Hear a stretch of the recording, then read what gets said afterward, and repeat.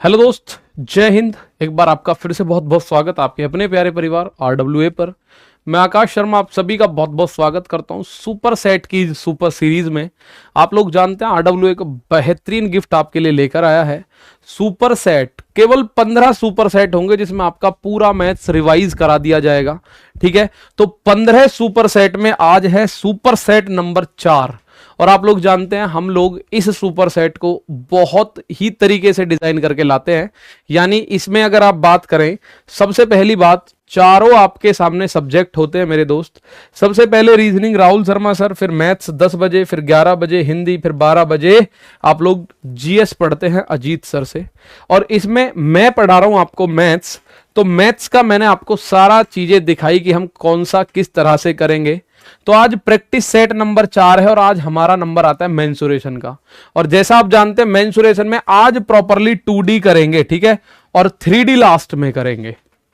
तो 2D के questions होंगे, फिर कल रेशियो, फिर percentage, profit loss, profit and loss, simple interest, compound interest, उसके बाद आप लोगों के सामने time work, time distance, average, partnership और DI, ये सारी चीजें आपके सामने होंगी। तो आज चलते हैं अपने टाइप पर। कौन सा टाइप है? ये है भाई त्रिभुज पर आधारित question, questions based on triangle. कौन से question? Questions based on triangle. तो आप बोलोगे सर कौन कौन से ट्रायंगल हम लोग पढ़ने जा रहे हैं? तो मेरे दोस्त equilateral triangle, isosceles triangle, scalene triangle और राइट एंगल ट्राइंगल, यानी कि समबाहु त्रिभुज, विषम बाहु त्रिभुज, समद्विबाहु त्रिभुज और उसके बाद समकोण त्रिभुज। इन 4 टाइप के त्रिभुज हम लोग पढ़ेंगे। बचे हैं 2, न्यून कोण और अधिक कोण, उनकी जरूरत नहीं है अभी।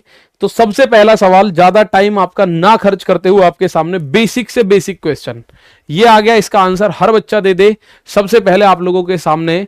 तो सभी दोस्तों को गुड मॉर्निंग, राम राम, बहुत बहुत स्वागत है मेरे प्यारे दोस्त आप सभी का।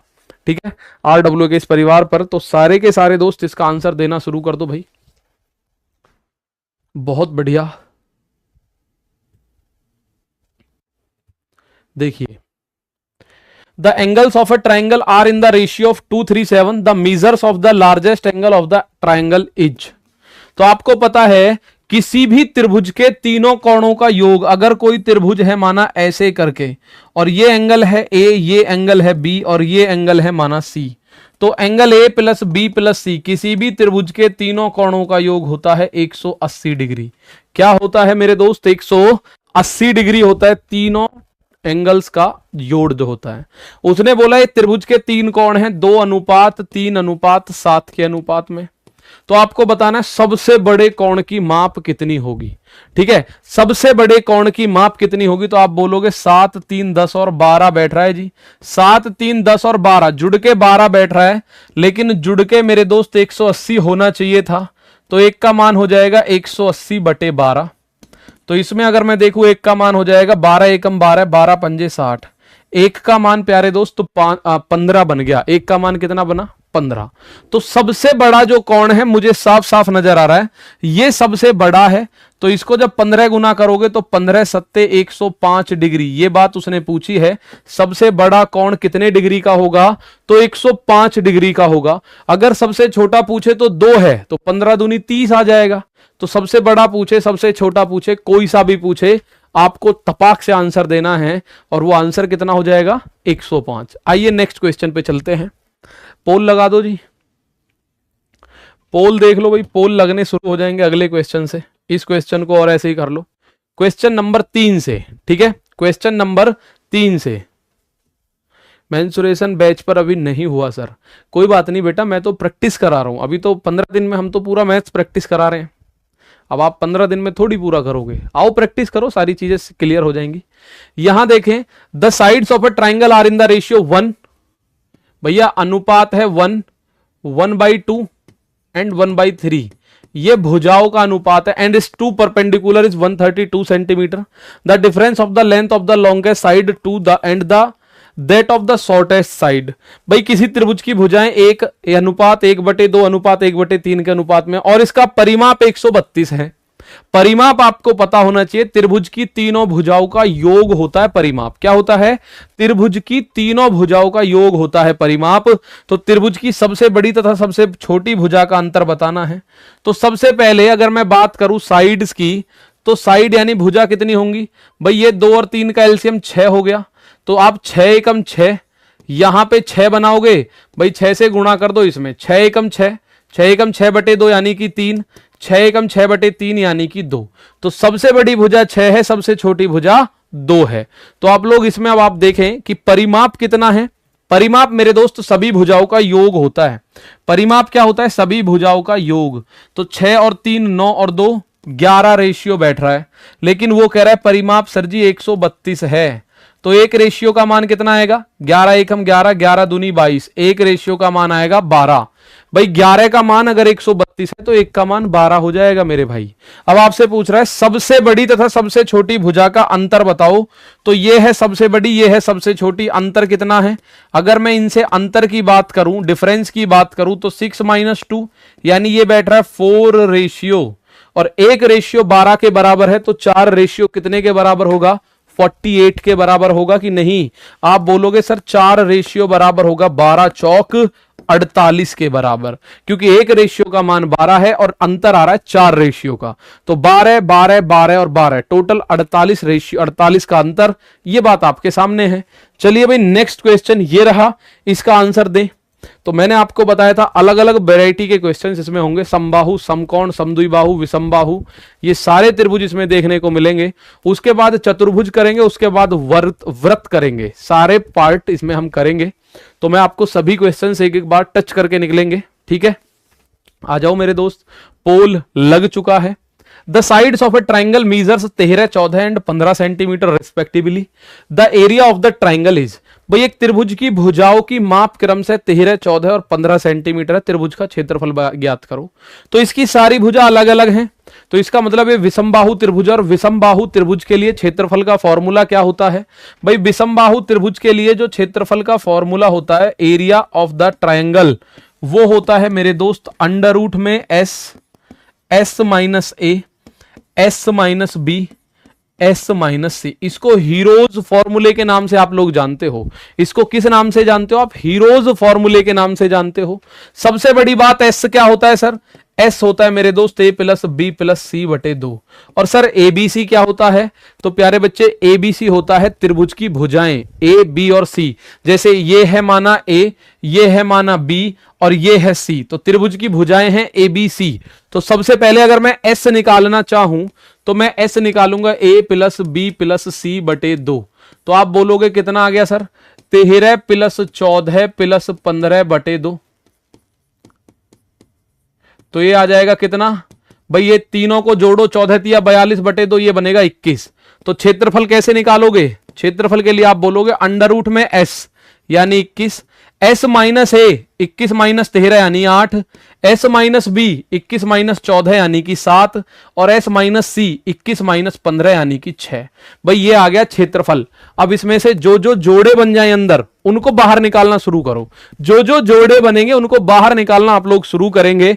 तो मैं इसको गुणा करने की बजाय तोड़ लेता हूं। इसके अंदर देखते हैं कितने पेयर बनेंगे। 7 गुणा 3 तोड़ लिया 21 को, और इसको 8 को तोड़ दिया 4 गुणा 2, या 2 गुणा 2 गुणा 2 कर लो, 2 गुणा 2 गुणा 2, 7 को 7 रहने दो और 6 को कर दो 2 गुणा 3। तो आप लोग एक बात देखो, जो जो पेयर बनाए उसको बाहर निकालो। 7 का जोड़ा बन रहा है 7 बाहर, गुणा 3 का जोड़ा बन रहा है 3 बाहर, गुणा 2 का एक जोड़ा ये रहा, 2 का एक जोड़ा ये रहा, तो 2 बार 2 बाहर। तो 7 तिया 21 दूनी 42 चौका 84 सेंटीमीटर स्क्वायर। क्षेत्रफल की बात हो रही थी तो हीरोज का फॉर्मूला हमने यूज किया अंडर रूट में S, S minus A, S minus B, S minus C. तो आप लोगों को पता चला 8 7 6। सबसे इंपॉर्टेंट बात सर ये कैसे आया मेरे भाई? ये s माइनस ए का मान है। s कितना है? 21। 21 माइनस ए कितना है? देखिए 13। 21 में से 13 गया तो 8 आया। ये s माइनस बी का मान है। s है 21, 21 में से 14 गया तो 7 आया, और ये s माइनस सी का मान है। s का मान 21, c का मान 15, 21 में से 15 गया तो ये 6 आया। उम्मीद है बात आपको समझ आई होगी, और इसका आंसर आ रहा है हमारा ऑप्शन नंबर सी, और वो 40% स्टूडेंट है जिन्होंने आंसर दिया है। नेक्स्ट क्वेश्चन चौथा आपके सामने ये रहा। फोर्थ क्वेश्चन मेरे भाई ये रहा, ठीक है। फोर्थ क्वेश्चन ये रहा, area of an equilateral triangle is 36√3 centimetre square, calculate the perimeter of the triangle. आप लोग इसका आंसर देंगे कि भाई एक समबाहु त्रिभुज का जो क्षेत्रफल है, समबाहु त्रिभुज का क्षेत्रफल 36√3 सेंटीमीटर है, वर्ग सेंटीमीटर है। त्रिभुज का परिमाप, तो त्रिभुज समबाहु है भाई, समबाहु त्रिभुज का परिमाप अगर मैं बात करूं, पेरीमीटर ऑफ इक्विलेटरल ट्राइंगल, समबाहु त्रिभुज का परिमाप की अगर मैं बात करूं तो वो होता है भुजा की गुणा 3, यानी 3 इंटू ए। ए क्या है? ए त्रिभुज की भुजा होगी, ए त्रिभुज की भुजा। अब आपको क्षेत्रफल दे रखा है, और क्षेत्रफल आप लोगों को कितना दे रखा है? समबाहु त्रिभुज का क्षेत्रफल दे रखा है 36√3, और समबाहु त्रिभुज का क्षेत्रफल होता है √3/4 भुजा की घात 2। इसका मान दे रखा है 36√3, इसका मान दे रखा है 36√3।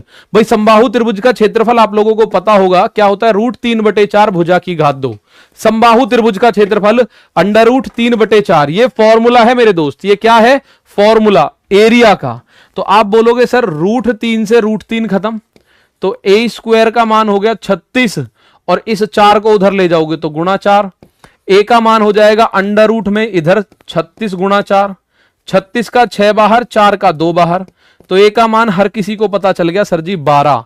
और परिमाप होता है तीनों भुजाओं का योग, यानी 12 + 12 + 12, या 3 गुणा 12 कर दो तो 12 × 36। आप लोग इस सवाल का आंसर दे दोगे। समबाहु त्रिभुज का आंसर कितना?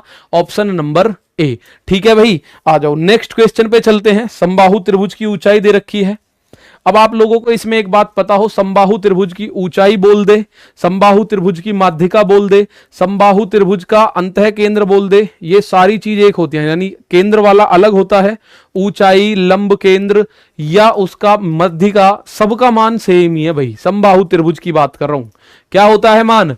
If the height of an equilateral triangle is 12 centimetre then calculate the area of the triangle. बताओ इसका आंसर। यदि किसी समबाहु त्रिभुज की ऊंचाई है 12, तो मैं समबाहु त्रिभुज की ऊंचाई का फॉर्मूला लिख रहा हूं। ऊंचाई का फॉर्मूला होता है √3/2 और गुणा ए। ए का मतलब है भुजा, √3/2 गुणा ए, और गुणा ए का मतलब क्या है? ए मेरे दोस्त भुजा होती है।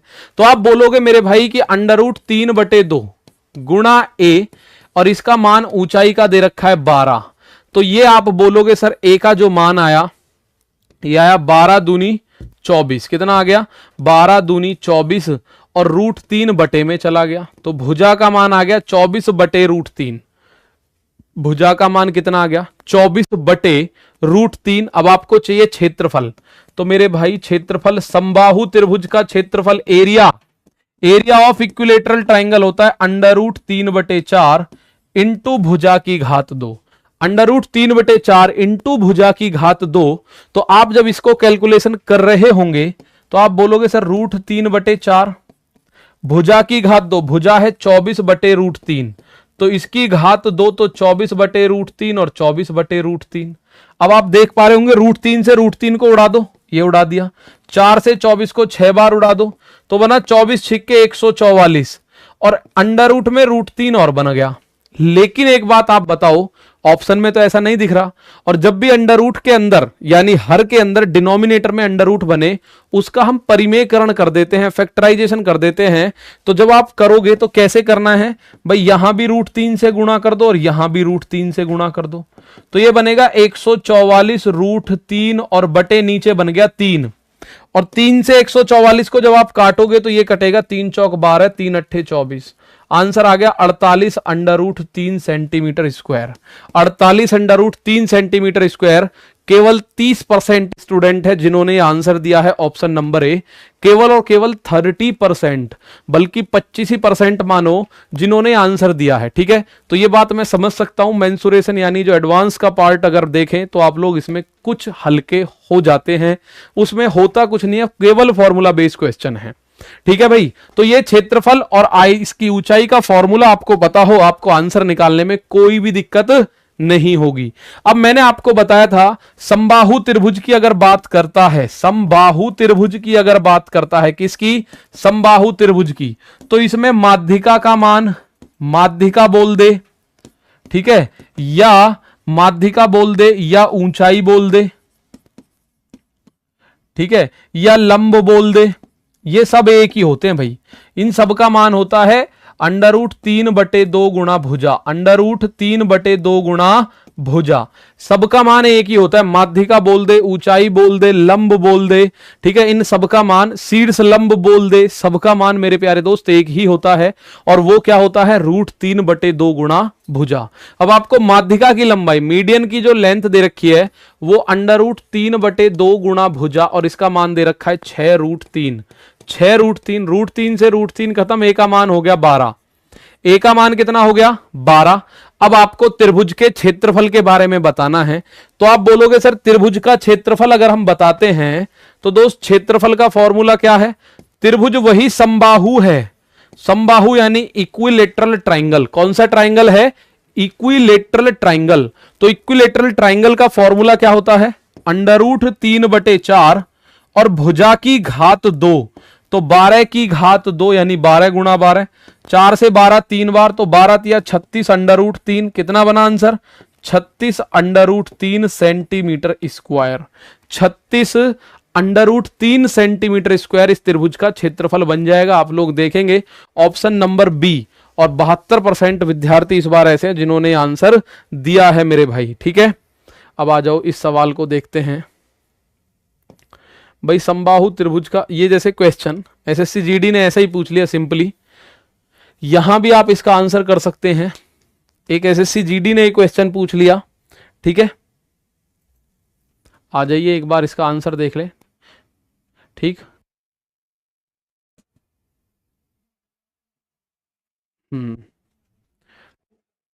7वें क्वेश्चन का पोल लगा, लेकिन आप 9 नंबर समझ के आंसर दो।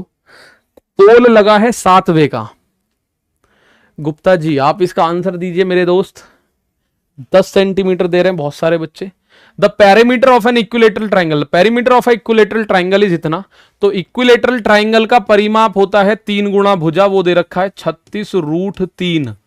तो इस 3 से 36 को काट दो 12 बार, तो भुजा का मान आ गया 12√3। भुजा का मान कितना आ गया? 12√3। 3 से 36 12 बार कटेगा। अब आप बताओ उसका ऊंचाई कितनी है?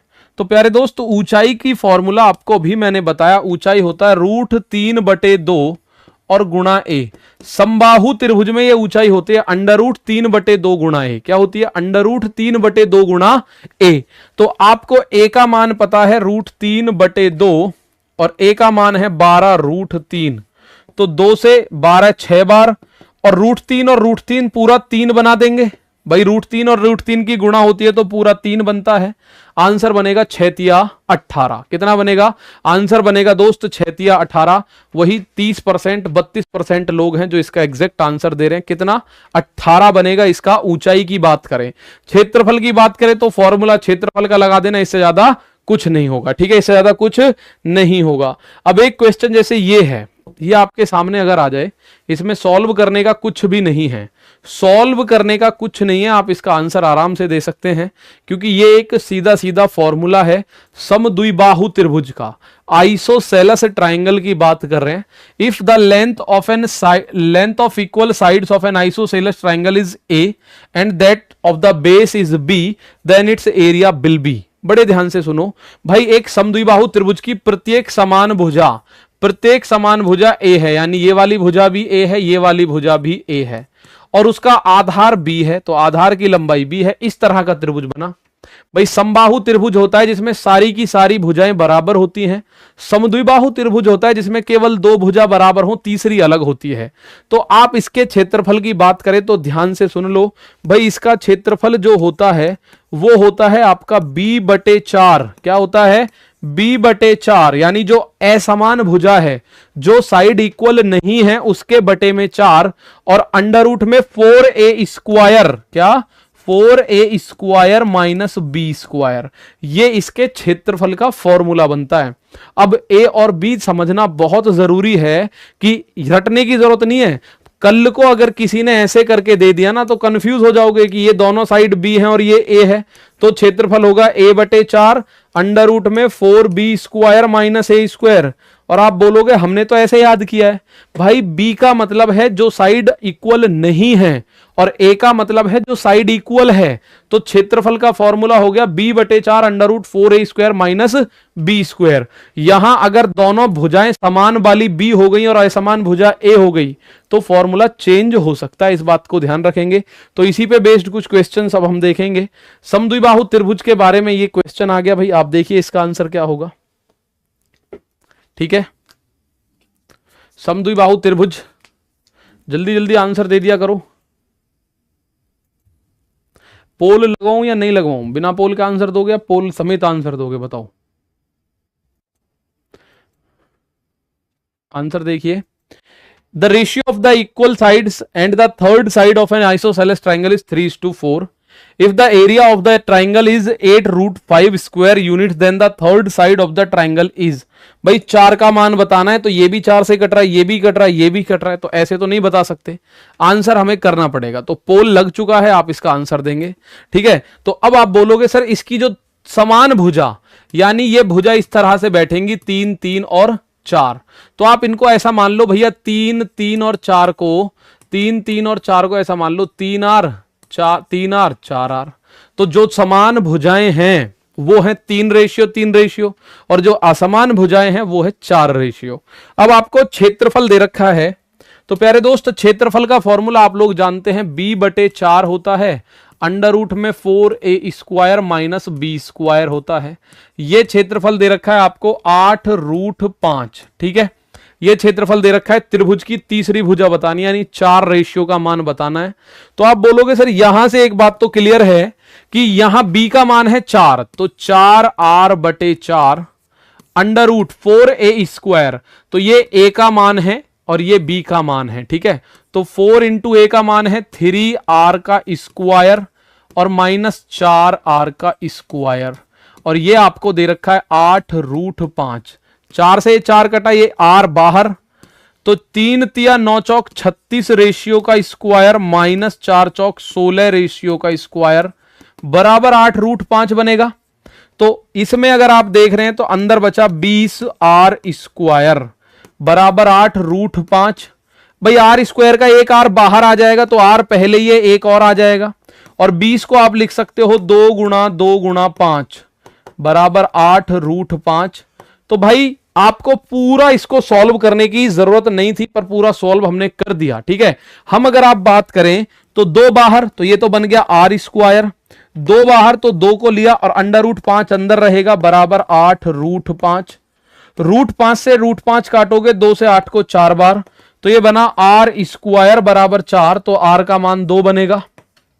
भाई r का मान अंडर रूट 4 बनेगा जिसको आप 2 बोलते हैं। r का मान क्या बनेगा? अंडर रूट 4 जिसको आप बोलते हैं 2। और आप जब 2 बोल रहे हैं तो आपको बताना है किसका मान, इस 4r का मान बताना है। तो 4r का मान कितना होगा भाई? 4r, असमान भुजा बतानी है तीसरी वाली, 4r, तो 4 गुणा 1 का मान अगर 2 है तो 4 दूनी भुजा बनेगी 8। कितनी बनेगी? भुजा बनेगी मेरे दोस्त 8। और ज्यादातर का आंसर गलत ही आ रहा था, ज्यादातर ने आंसर ऑप्शन नंबर ए दिया हुआ था। आप लोगों के सामने पोल है, 30% ऐसे जिन्होंने ए दिया, वो भी अब है, बाकी तो 20-22% थे जिन्होंने ए ये दिया था डी आंसर, बाकी ए वाले बहुत थे। अब भी डी वाले जो हैं वो 20% है।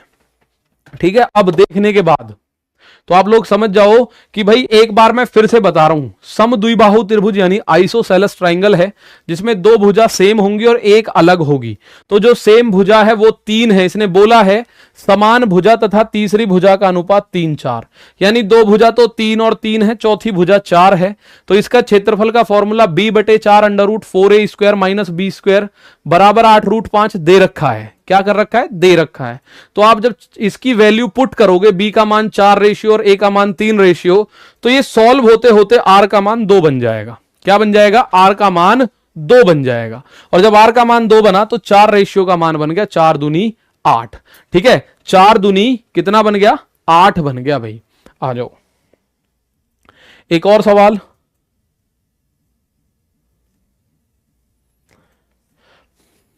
समकोण त्रिभुज, समद्विबाहु त्रिभुज, समकोण त्रिभुज, समद्विबाहु त्रिभुज, इसका आंसर देखेंगे। अब इसमें बेसिक कॉन्सेप्ट होते हैं और आप इससे हमेशा डरने की कोशिश करते हैं। देखिए बच्चे का ज्यादातर जो हमने देखा एसएससी जीडी है या यूपी पुलिस है, उसमें बच्चा इससे डरता है, मेंसुरेशन से, ज्योमेट्री से, ट्रिग्नोमेट्री से, इनसे डरता है। ये केवल और केवल क्वेश्चन बेस्ड होते हैं फॉर्मूले पे, और इससे ज्यादा कुछ नहीं होता मेरे दोस्त। इसमें बोला है the hypotenuse of a triangle, right angled isosceles triangle. इसमें दो त्रिभुज हैं, समकोण भी है, समद्विबाहु भी है। तो इसमें आप लोगों को एक पॉइंट्स मैं बता दूं, एक पॉइंट करके, इसमें ये बात क्लियर है मेरे भाई कि यहां जो ये त्रिभुज बन रहा है समद्विबाहु समकोण, यानी अगर दो भुजा बराबर हैं तो वो दो भुजा यही हो सकती हैं, क्योंकि जो कर्ण होता है ये सबसे बड़ी भुजा होता है और ये 36√2 है। ये सबसे बड़ी भुजा होता है तो ये कभी बराबर नहीं होता। माना ये भुजा ए है और ये भुजा भी ए है, ये कभी बराबर नहीं होता। तो समद्विबाहु समकोण त्रिभुज अगर बने, राइट एंगल आइसोसेलेस ट्राइंगल यदि बनता है, तो मेरे दोस्त ये दोनों भुजाएं आपस में बराबर होंगी। और तीसरी भुजा कर्ण है, वो कभी बराबर नहीं होगी, वो कभी भी बराबर नहीं होगी। ठीक है, तो आप बोलोगे सर अगर आप लोगों ने पाइथागोरस की प्रमेय पढ़ी है, क्या पाइथागोरस प्रमेय, पाइथागोरस की प्रमेय, क्योंकि मुझे इन दोनों का मान चाहिए। पाइथागोरस की प्रमेय मान क्यों चाहिए? क्योंकि समकोण त्रिभुज के क्षेत्रफल का जो फॉर्मूला है भाई, समकोण त्रिभुज का क्षेत्रफल क्या होता है? समकोण त्रिभुज का क्षेत्रफल फॉर्मूला क्या देगा? फॉर्मूला देगा 1/2 आधार गुणा ऊंचाई, यानी a गुणा a। तो आधार गुणा ऊंचाई, तो a का मान तो आपको चाहिए हर कीमत पे। तो आप बोलोगे सर पाइथागोरस की प्रमेय कहती है लंब का वर्ग यानी a का स्क्वायर प्लस आधार का वर्ग यानी a का स्क्वायर बराबर होता है कर्ण का वर्ग, तो 36√2 का स्क्वायर। तो ये बनेगा a square plus a square यानी 2a स्क्वायर, और ये बनेगा 36 गुणा 36, और √2 का स्क्वायर करोगे तो 2 बन जाएगा। भाई 36 का स्क्वायर करोगे तो 36 गुणा 36, और √2 का स्क्वायर करोगे तो मेरे दोस्त √2 इंटू √2 क्या होगा? 2 बन जाएगा। तो अब आपके सामने एक चीज आई कि सर इस वाले 2 से इस 2 को काट दो, तो a स्क्वायर बराबर बन गया 36 का स्क्वायर। तो a का मान कितना बना? सभी बच्चे जान गए कि सर a का मान बना 36। तो ये वाली भुजा भी 36 और ये भुजा भी 36। इसका मतलब ये सारी कंडीशन फॉलो हो गई। समद्विबाहु भी है और समकोण भी है, आइसोसेलेस भी है, राइट एंगल भी है। तो दोनों चीजें जब आपके सामने हुई तो क्षेत्रफल कितना आएगा? 1/2। a का मान 36 और दूसरे वाले a का मान भी 36। तो 2 से 18 बार, 18 पंजे 90, 18 छिक्के 108, 8 यूनिट डिजिट इसी में आ रहा है, इकाई अंक 8 इसी में आ रहा है, तो यही आंसर हो जाएगा भाई। इकाई का अंक 8 एक ही ऑप्शन में आ रहा है, तो वही आंसर आ जाएगा। अब ये क्वेश्चन थोड़ा सा आप लोगों को दोबारा मैं बता दूं, क्योंकि इसमें दोबारा बताने बनता है मेरे दोस्त। दोबारा एक बार मैं बता दूं इसमें क्या बोला गया है। भाई एक त्रिभुज है, समद्विबाहु यानी उसकी दो भुजा बराबर हैं, और समकोण यानी एक कोण 90 डिग्री है, और उसका कर्ण दे रखा है 36√3। तो मेरे भाई मैं आपको बता दूं, नोट करके लिख लेना, जब भी समद्विबाहु समकोण त्रिभुज बनेगा तो लंब और आधार आपस में बराबर होंगे, कर्ण कभी बराबर नहीं हो सकता। हाइपोटेनस हमेशा सबसे बड़ी भुजा होती है। तो ये हो गया 36√2 यहां बोला गया है। तो ये भुजा हमने ए मानी, ये भी ए मानी। पाइथागोरस की प्रमेय कहती है लंब का स्क्वायर प्लस आधार का स्क्वायर बराबर कर्ण का स्क्वायर। तो लंब यानी ए का स्क्वायर प्लस ए का स्क्वायर बराबर 36√2 का स्क्वायर। और आप बोलोगे सर 2a स्क्वायर, ए और ए 2a बना, ठीक है। 36 गुणा 36 और √2 का मतलब 2 बना। तो 2 से 2 कटेगा, a स्क्वायर बराबर 36 स्क्वायर। तो a का मान कितना बना मेरे दोस्त? 36। फॉर्मूले में रख दो, आंसर आ जाएगा। फॉर्मूले में रख दो, आंसर आ जाएगा। चलिए एक क्वेश्चन की तरफ और चलते हैं, एक क्वेश्चन की तरफ और चलते हैं। ये क्वेश्चन बता दो,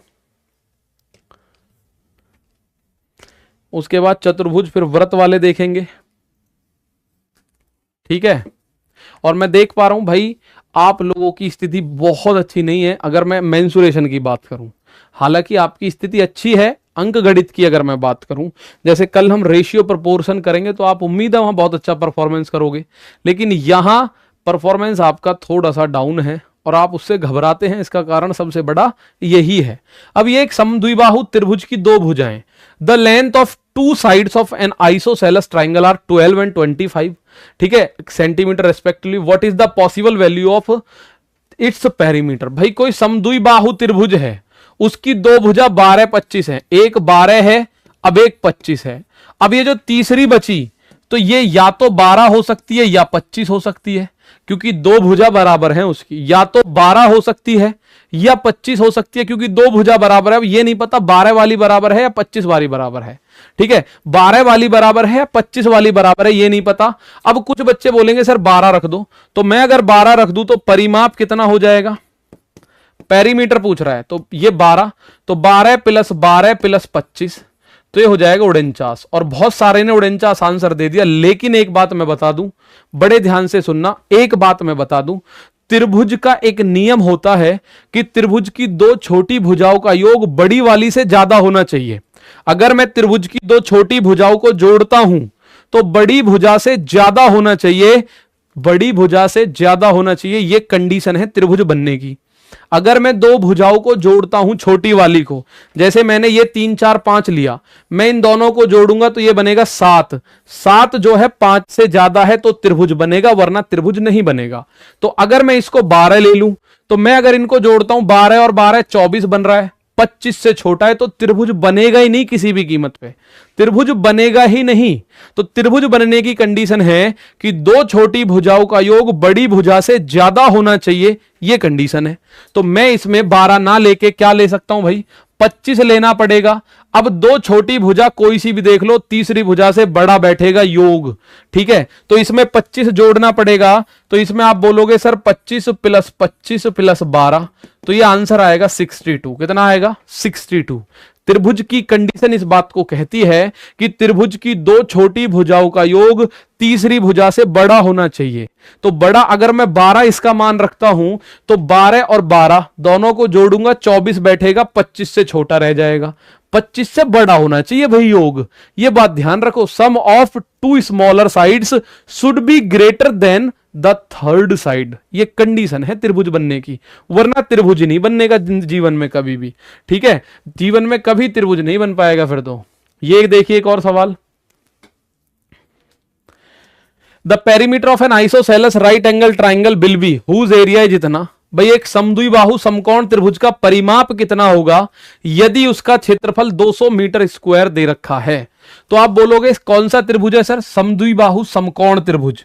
तो ये तो ऐसा ही त्रिभुज बना, समद्विबाहु समकोण त्रिभुज। अगर ये भुजा ए है, ये भुजा ए है, तो इसका क्षेत्रफल, क्षेत्रफल आप लोग जानते हैं सर 1/2 लंब गुणा आधार, तो a गुणा a का मान दे रखा है 400। तो जब a स्क्वायर की बात करेंगे, 200 दे रखा है, तो ये हो जाएगा a स्क्वायर बराबर 400, तो a का मान हो जाएगा 20। भाई ये 400 जो है 20 का वर्ग होता है, 400 किसका वर्ग है, 20 का। 400 मेरे दोस्त 20 का वर्ग है, तो ये वाली भुजा 20 हो गई, ये वाली भुजा 20 हो गई।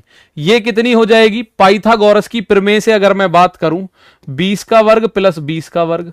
भाई पाइथागोरस की प्रमेय कहती है कर्ण बराबर होता है अंडर रूट में लंब का वर्ग प्लस आधार का वर्ग। तो ये कितना बनेगा, ये बनेगा 20 और 20 400, तो ये बनेगा मेरे दोस्त 400 और 400 800, अंडर रूट में 800 बनेगा। तो आपसे पूछा है उसका परिमाप कितना होगा। तो परिमाप की अगर मैं बात करूं, तो परिमाप की अगर मैं बात करूं तो तीनों भुजाओं का योग यानी 20 प्लस 20 प्लस अंडर रूट 800।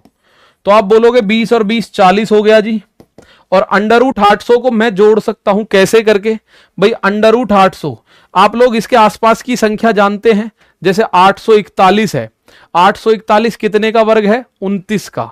28 का वर्ग होता है 784, तो भाई ये 28 पॉइंट कुछ आएगा, तो आंसर आएगा 68 पॉइंट कुछ, 68 पॉइंट कुछ है आंसर जी, बिल्कुल है। तो आपका आंसर ऑप्शन नंबर डी हो जाएगा। आप एक बार फिर से देखो, 20 प्लस 20 40, ठीक है। अंडर रूट 800 का मतलब देखिए, अंडर रूट 784 का मतलब होता है 28, ठीक है, और अंडर रूट 841 का मतलब होता है 29। तो 784 और 841 के बीच में कहीं है, तो ये कहीं ना कहीं 28 और 29 के बीच में आएगा, तो 28 दशमलव कुछ आएगा। 28 दशमलव कुछ आएगा, और जब 28 दशमलव कुछ आएगा तो 40 और 28 आप बोल सकते हो सर ये 68 दशमलव कुछ इसका आंसर होगा। ऑप्शन में देखूंगा तो 68.2 एक आंसर है, आपका आंसर आएगा 68.2। ठीक है, 68.2 आंसर आ गया। बात समझ आई आप लोगों को? 68.2 इस सवाल का मेरे दोस्त आंसर आ गया। ठीक है, 68.2 इस सवाल का आंसर आ गया। बात समझ आई? अब चलते हैं थोड़ा सा आगे। चतुर्भुज यानी कि क्वाड्रिलेटरल पर आधारित क्वेश्चन होंगे, और क्वाड्रिलेटरल पर कौन से क्वेश्चन होंगे, चलो स्लो करेंगे थोड़ा सा काम को। क्वाड्रिलेटरल पे हम वर्ग पढ़ेंगे, आयत पढ़ेंगे, समचतुर्भुज, समानांतर, समलंब चतुर्भुज, ये सारे चतुर्भुज के बारे में जानकारी मैं दूंगा आप लोगों को। बेसिक फॉर्मूले आप लोगों को बस याद हो, मेरी इतनी एक कोशिश होगी कि आपको वो चीज याद हो। एसएससी जीडी कांस्टेबल, इसमें पूछा गया क्वेश्चन है, बताइए भाई इसका आंसर। स्पीड कम कर लेंगे, कोई दिक्कत नहीं है स्पीड का।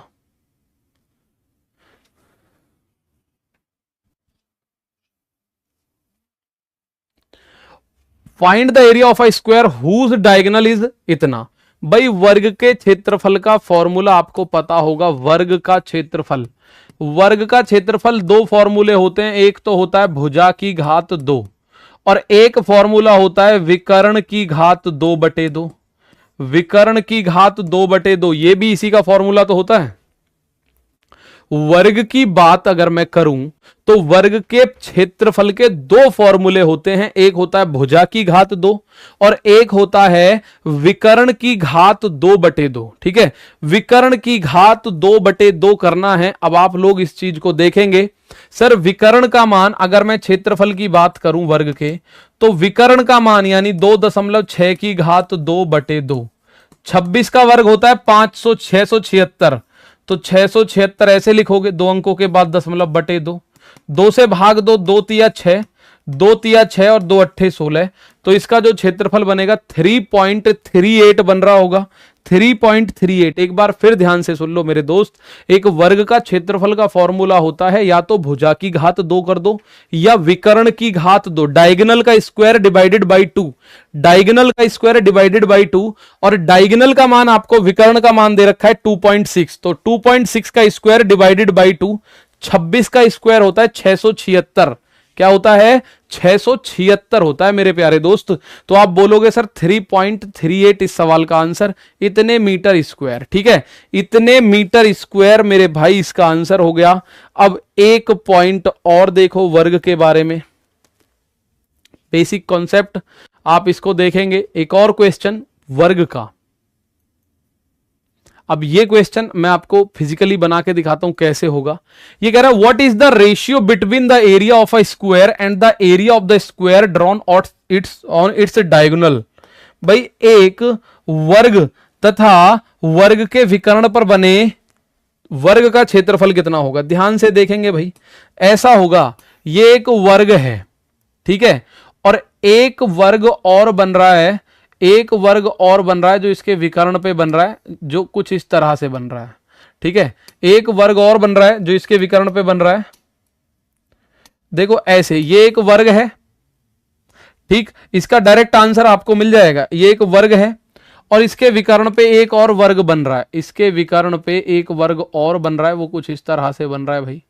इसके वर्ग विकर्ण पे एक और वर्ग बन रहा है, तो वो कुछ इस तरह से बन रहा है।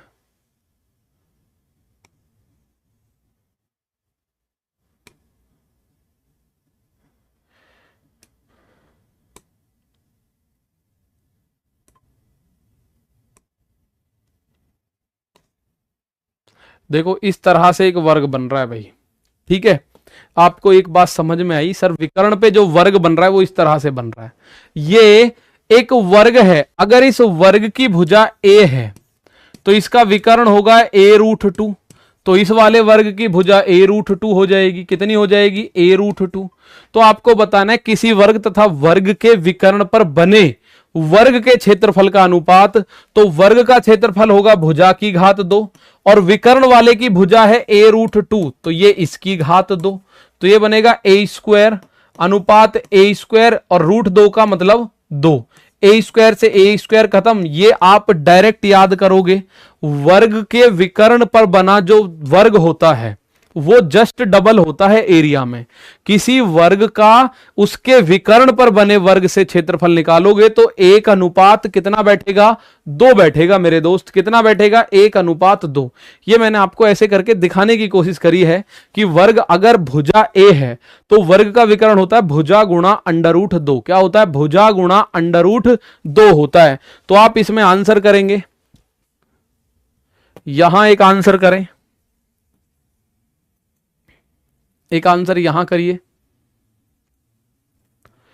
ये आप बोल रहे हो find the area of the largest square that can be cut out of a circular cardboard of diameter 16 centimetre. भाई उस बड़े से बड़े वर्ग का क्षेत्रफल ज्ञात करो जिसे 16 सेंटीमीटर व्यास वाले वृत्ताकार गत्ते से काटा जा सके। देखिए अब आपको मैं एक बात बताऊं, ये कोई वृत्ताकार गत्ता है जिसका व्यास 16 सेंटीमीटर है। तो ये पॉइंट आप लिख लेना मेरे दोस्त कि आपको जो वर्ग मिलेगा इसमें ऐसे करके, इसमें जो बिगेस्ट वर्ग मिलेगा साइज में वो ऐसे करके मिलेगा, ठीक है, ऐसे करके एक वर्ग मिलेगा आप लोगों को। तो इस वृत्ताकार गत्ते का जो व्यास है वो 16 सेंटीमीटर है।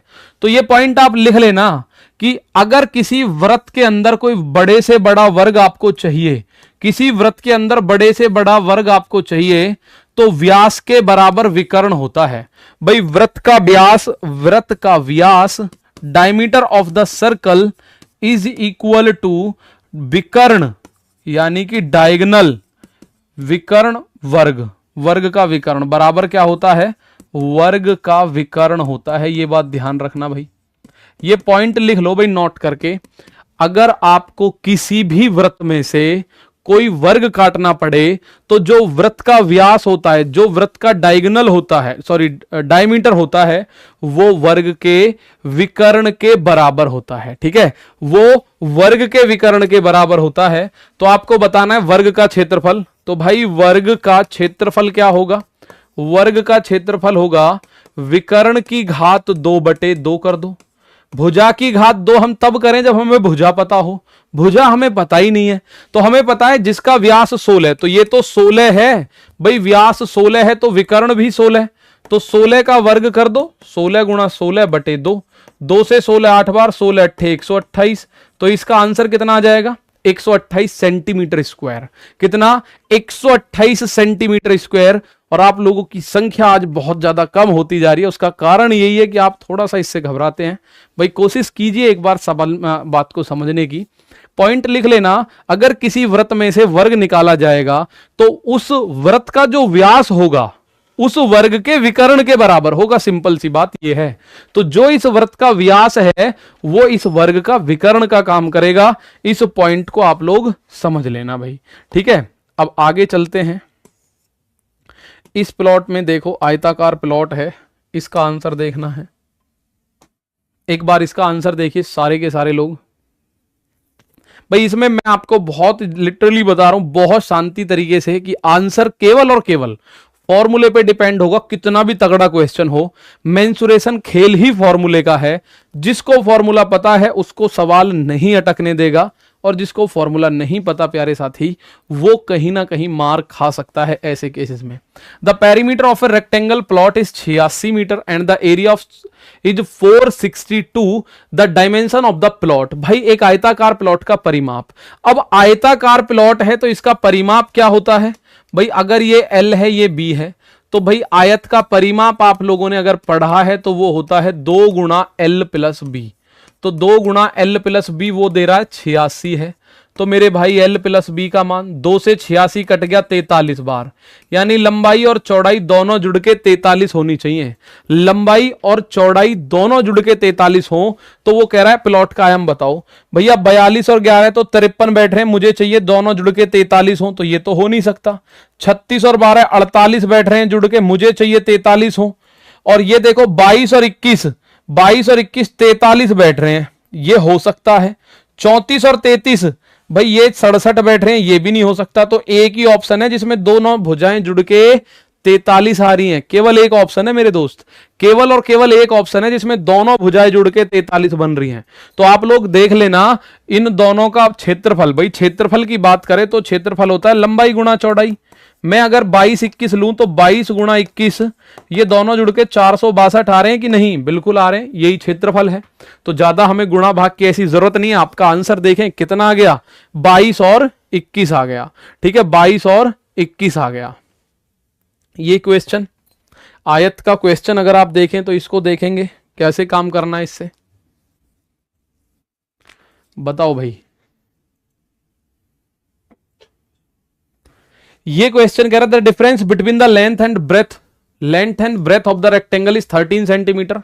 If its perimeter is 186 then the area is. भाई आयत की लंबाई आपको पता है चौड़ाई से 13 सेंटीमीटर का अंतर है। लंबाई तथा चौड़ाई में 13 सेंटीमीटर का अंतर है। अगर आप लंबाई को मानते हैं L तो ये चौड़ाई इसकी 13 सेंटीमीटर कम होगी, L माइनस 13।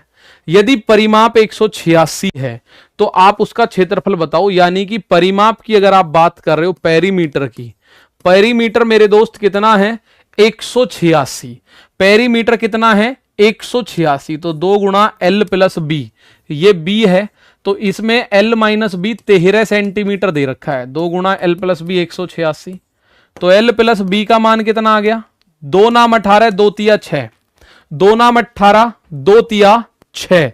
और आप लोगों को पता है दोनों का अंतर 13 है, तो अंतर 13 है, योग 93। अब आप निकालो L का मान कितना हो जाएगा, इन दोनों को जोड़ो, 3 और 3 6, 9 और 1 10/2 यानी कि 53। और B का मान कितना हो जाएगा, इन दोनों को घटाओ, 93 माइनस 13/2 तो ये बनेगा 80/2 यानी कि 40। अब क्षेत्रफल निकालना है तो लंबाई गुणा चौड़ाई कर दो, आंसर आ जाएगा। ठीक है, लंबाई गुणा चौड़ाई कर दो, आपका आंसर आ जाएगा। अगर बात करें क्षेत्रफल की तो क्षेत्रफल होगा L इंटू बी, तो 53 इंटू 40 तो 0, 4 तिया 12 का 2 हासिल लगा तो ये आ गया भैया लास्ट में 20 जो आ रहा है, तो ये आ गया आपका 2120। आंसर कितना आ गया? 2120, option number b. Option number b. भाई दोनों की लंबाई और चौड़ाई का अंतर दे रखा है 13 यानी L माइनस बी, अंतर 13, योग आ गया 93। तो ये बात आप लोगों को पता है, जब लोग अंतर और योग दोनों पता हो मेरे दोस्त तो ये L का मान हो जाएगा, दोनों को जोड़ के आधा कर दें, और B का मान हो जाएगा दोनों को घटा के आधा कर दें, तो 53 और 40, 53 गुणा 40 2120 आपका आंसर हो जाएगा।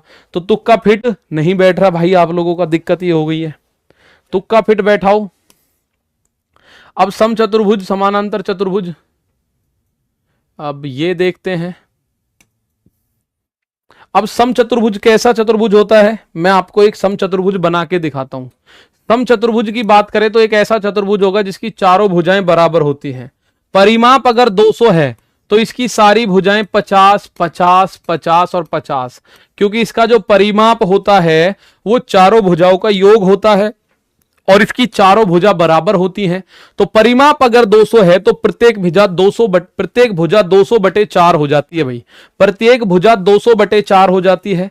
अगर एक विकर्ण 60 है, एक विकर्ण 60 है तो आप मुझे एक बात बताओ, इसमें जो कंडीशन है वही एक ही सवाल में समझ जाओगे, एक ही सवाल में समझ जाओगे। अगर ये विकर्ण 60 है तो ये हिस्सा 30 होगा, ये हिस्सा भी 30 होगा, यहां 90 डिग्री पे काटता है, और ये हिस्सा बराबर होता है। भाई समचतुर्भुज में एक ही कंडीशन है, पहली इसमें यह है कि चारों भुजाएं बराबर होती हैं, दूसरी कंडीशन यह है कि इसके विकर्ण एक दूसरे को बिल्कुल बराबर बराबर पे काट देते हैं, और तीसरी है कि दोनों विकर्ण एक दूसरे को 90 डिग्री पर काटते हैं। तो भाई ये अगर 30 है, ये 50 है, तो पाइथागोरस की प्रमेय से ये 40 आ जाएगी, क्योंकि ये एक त्रिभुज आपके सामने बन रहा है, आपको दिख रहा होगा ये एक त्रिभुज बनता हुआ नजर आ रहा है, और इसमें ये 90 डिग्री है, तो ये बन गया कर्ण, और कर्ण आप लोग जानते हैं ये 50, ये 30, तो ये 40, तो ये भी 40। तो विकर्ण आपके सामने आ गए दोनों। भाई डायगोनल 1 दे रखा है आपको 60, और डायगोनल 2 40 और 40 80। तो क्षेत्रफल जो होता है समचतुर्भुज का वो होता है 1/2 d1 इंटू d2। तो 1/2 d1 का मान 60 और d2 का मान 80। तो 2 से इसको काटोगे 30 बार, 8 तिया 24। इस सवाल का आंसर आएगा 2400 सेंटीमीटर स्क्वायर। पाइथागोरस की प्रमेय आप लोगों को याद होनी चाहिए, पता होना चाहिए। 90 डिग्री के जस्ट सामने का जो वो होती है भुजा, उसे कर्ण बोलते हैं। 90 डिग्री के जस्ट सामने की भुजा को हम क्या बोलते हैं? कर्ण बोलते हैं। थोड़ा सा आगे निकलते हैं भाई, थोड़ा सा आगे निकलते हैं। ये देखिए, वृत्त पर आधारित प्रश्न है। वृत्त, अर्धवृत्त, त्रिज्यखंड और पहिया, इन पे आधारित क्वेश्चंस होंगे। एक सवाल ये रहा, इसका आंसर देखें।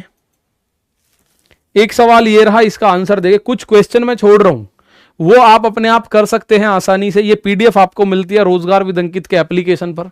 ये पीडीएफ आपको मिलती है दोस्त, तो रोजगार विद अंकित के एप्लीकेशन पर आप जाएंगे। ये कह रहा था difference of perimeter and diameter of a circle. भाई एक सर्कल है, उसकी परिधि और व्यास। तो व्यास क्या होता है? आप बोलोगे सर व्यास होता है त्रिज्या का डबल, और परिधि क्या होती है, यानी पेरीमीटर बोल दो या सरकमफेरेंस बोल दो, वो होता है 2 पाई आर। तो उसने बोला है वृत्त की परिधि तथा व्यास का अंतर x यूनिट है, तो वृत्त का व्यास ज्ञात कीजिए। भाई अंतर आपको दे रखा है, किसका? परिधि का, 2 पाई आर माइनस 2r। परिधि और व्यास का अंतर दे रखा है x। तो इसमें मैं 2r कॉमन ले लूं क्योंकि व्यास चाहिए मुझे। 2r कॉमन लिया तो यहां से बचा पाई, यहां से बचा -1 बराबर x। तो 2r यानी कि व्यास का मान आ जाएगा x बटे पाई -1, x बटे पाई -1। 2r बटे 2r बराबर क्या हो गया? x बटे पाई -1, x बटे पाई -1। ये रहा ऑप्शन नंबर ए में। ऑप्शन नंबर ए में है भाई एक किसी वृत्त की बात करें तो वृत्त की परिधि और वृत्त के व्यास का अंतर दे रखा है। परिधि क्या होती है? 2 पाई आर, और व्यास क्या होता है? 2r। तो इनका अंतर दे रखा है आपको x है। तो जब आप 2r कॉमन लेंगे, 2r क्या होता है? व्यास को हम 2r बोलते हैं, ठीक है, व्यास को हम 2r बोलते हैं। तो आज बहुत सारे बच्चे बहुत ज्यादा परेशान। चलिए आपकी परेशानी को यहां दूर करते हैं थोड़ा सा, ठीक है। कल रेशियो प्रोपोर्शन में फिर आप चलो चल के आंसर दोगे, मैं बता रहा हूं, ठीक है। जब आपसे मध्यानुपाती, तृतीयानुपाती, चतुर्थानुपाती के क्वेश्चन आएंगे फिर कॉन्फिडेंस आ जाएगा। और मैं कह रहा हूं इसमें एक भी क्वेश्चन में अगर मैंने फॉर्मूले से अलग कुछ किया हो तो देख लेना, केवल फॉर्मूला, मैं ही नहीं कोई भी टीचर है, केवल फॉर्मूला करेगा, उससे ज्यादा कुछ नहीं करेगा। यदि एक वृत्त की परिमिति, इफ सरकमफेरेंस ऑफ सर्कल, भाई वृत्त की परिमिति होता है 2 पाई आर, क्या होता है? 2 पाई आर बराबर 308 है। तो आपसे बोला इसके क्षेत्रफल का कैलकुलेशन कीजिए। क्षेत्रफल का कैलकुलेशन तो आप फॉर्मूले में रखो बस 2 पाई का मान होता है 22/7 और r बराबर 308 हो गया। तो मैं अगर 22 से 308 को काटूंगा तो 22 एकम 22 बचा 8, 22 चौक 88, 2 से 14 7 बार, तो r का मान आ गया 7 सत्ते 49। और अब आपको क्षेत्रफल चाहिए, तो वृत्त का क्षेत्रफल, एरिया ऑफ सर्कल, ये होता है पाई आर स्क्वायर। क्या होता है भाई? पाई आर स्क्वायर। पाई का मान 22/7, आर स्क्वायर 49 गुणा 49, तो 7 से 49 7 बार। तो आप बोलोगे सर ये बना इकाई अंक 22 गुणा 49 गुणा 7। इकाई अंक क्या बना इसका? 7 नाम 63 का 3 और 3 दूनी 6, यूनिट डिजिट बन रहा है 6। तो 6 एक तो यहां आ रहा है और एक यहां आ रहा है। तो जब आप इसकी गुणा करोगे तो 22 सत्ते 154 और गुणा 49 को लिख दो 50 - 1। भैया क्यों? क्योंकि इसकी गुणा करनी है, या फिर हम 7 का मल्टीपल देख लें कौन सा है। ये तो हो नहीं सकता ना, ये हो सकता है, यूनिट डिजिट 6 आना है, तो या तो ये होगा या ये होगा। 7 का मल्टीपल, 7 एकम 7, ना जाने की 0, 7 6 42, ये 7 से नहीं कट रहा, तो ये कट रहा है क्या 7 से? 7 एकम 7, ना जाने की 0, 7 सत्ते 49, बचा 5, 7 अट्ठे 56। तो 7 से कटने वाली संख्या हमारा आंसर होगी। 49 में 7 बैठा हुआ है, तो 7 का मल्टीपल इसमें आंसर आप लोगों को देखना पड़ेगा। 7 का मल्टीपल मेरे दोस्त आपको देखना पड़ेगा। तो पहली बात तो हमें पता चला 9 चौक 36 का 6, यूनिट डिजिट 6 आएगा, तो ये सवाल का आंसर, और ये तो होने से रहा। 2 ऑप्शन है। अब आप 49 है तो 7 का मल्टीपल चेक करो, 7 से ये नहीं कट रहा, ये कट रहा है, तो यही आंसर है भाई, ठीक है। 7 से कटने वाली संख्या ही आपको आंसर देखने को मिलेगी। अब यहां देखो, ठीक है, आज तो तोते उड़ गए, जी जी जी। एग्जाम में ये वाले क्वेश्चन आपको तंग करते हैं, यहां भी तंग करते हैं, परेशान मत हो, सिखा दिया जाएगा, पढ़ा दिया जाएगा, ठीक है। The perimeter of a semi circle is 144 centimetre, find the area of its semi circle. इसके बाद एक क्वेश्चन और फिर खत्म, ठीक है। एक अर्धवृत्त का परिमाप, अर्धवृत्त के परिमाप का फॉर्मूला क्या है भाई? सेमी सर्कल का पेरीमीटर। अर्धवृत्त का परिमाप क्या है? अर्धवृत्त का परिमाप, पूरे वृत्त का परिमाप क्या होता है? 2 पाई आर, तो ये होता है पाई आर प्लस 2r, ये फॉर्मूला है भाई, पाई आर प्लस 2r, ठीक है। ये दे रखा है 144, तो पाई का मान 22/7 into r plus 2 into r, तो आप बोलोगे सर जी ये 144 है, तो आर आप कॉमन ले लो, ये बचा 22/7 प्लस 2 बराबर 144। तो आपको एक बात समझ आएगी सर, पाई 7 दूनी 14, 14 और 22 अगर मैं जोड़ूं, 7 दूनी 14, 14 और 22 हो गया 36/7, 36/7 बराबर 144। 36 का पहाड़ा आपको नहीं आता, 36 दूनी 72 दूनी 144 यानी 4, तो आर का मान आ गया 28। और आपसे बोला गया है अर्धवृत्त का क्षेत्रफल बताओ। अर्धवृत्त का क्षेत्रफल क्या होता है? पूरे वृत्त के क्षेत्रफल का आधा, पूरे वृत्त का क्षेत्रफल होता है पाई आर स्क्वायर, तो इसका आधा कर दो बस, पाई आर स्क्वायर का आधा कर दो। आर की वैल्यू आपको पता होगी, तो पाई का मान 22/7, आर स्क्वायर 28 गुणा 28, और बटे में 2 भी तो है, ये रहा 2। जब आप इसको कैलकुलेट करोगे, 2 से ये 7 14 बार, 7 से ये 2 बार, यूनिट डिजिट अलग अलग देख रहे हैं, तो आप देखोगे 22 दूनी 44 गुणा 28, 28 चौका 112, 28 दूनी 56 दूनी 112, हासिल लगा 11, 28 चौका 112, तो 3 2 1 1232 है कहीं, ये रहा 1232। अर्धवृत्त के परिमाप का फॉर्मूला या अर्धवृत्त के क्षेत्रफल का फॉर्मूला आप लोगों के सामने ये रहा। और अब लास्ट क्वेश्चन होमवर्क में दे रहा हूं, ये आपको करना है भाई, लास्ट क्वेश्चन ये रहा, इसका होमवर्क आप लोगों को करना है आंसर।